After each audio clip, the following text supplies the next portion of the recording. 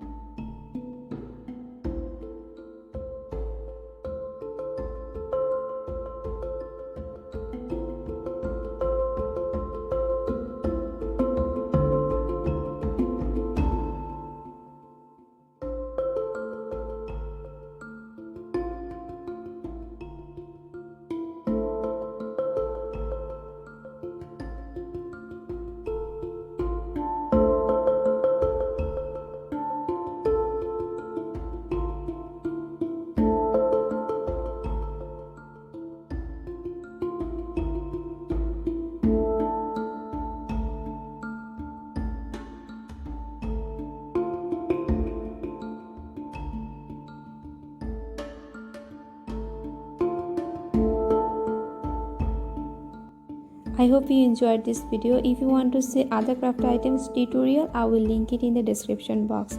Give a big thumbs up this video and don't forget to subscribe my channel. I will be very soon with a new video. Till then, stay beautiful. And if you didn't watch my vintage later, you can enjoy that video too.